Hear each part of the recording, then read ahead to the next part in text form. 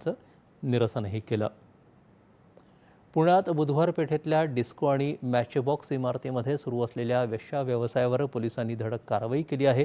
या छापेमारीत मानवी तस्करी आणि परदेशी नागरिकांचा बेकायदेशीर वावर समोर आलाय। या प्रकरणी पोलिसांनी 18 जणांना ताब्यात घेतलं असून त्यात 15 बांगलादेशींचा समावेश आहे। 11 महिला शरीर विक्रय करणाऱ्यांच्या व्यवसायामध्ये गुंतल्यासंदर्भात ताब्यात त्यांना घेतलं आहे आणि बांगलादेशातल्या विविध भागातून आलेल्या महिलांचा यामध्ये समावेश आहे।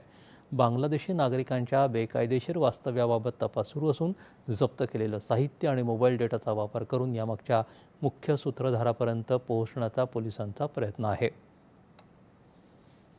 आता गुन्हा दाखल झालेला आहे, याच्यामध्ये सखोल तपास चालू आहे। सखोल तपासामध्ये यांचा जो मास्टरमाइंड आम्ही जो पकडला एक लिंचपिन सुमित चव्हाण नावाचा इसम आहे, तो कशा प्रकारे लोकांच्या कॉन्टॅक्टमध्ये होता, तो कशा प्रकारे यांना या बांगलादेशी नागरिकांना इथपर्यंत आणायचा, हा सगळा तपास आम्ही करू।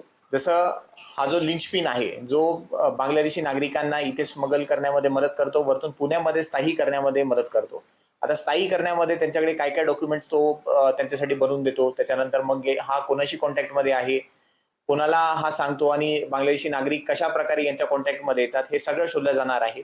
ही सगळी साखळी शोधल्या जाणार आहे की पुण्यापर्यंत येईपर्यंत कोणी कोणी त्यांना मदत केली, कशा प्रकारे मदत केली आणि कोण कशा लेवलमध्ये इन्व्हॉल्ड आहे, हे सगळं शोधून काढणार आहे आणि पुणे एक लिंक आम्ही शोधून काढणार आहे।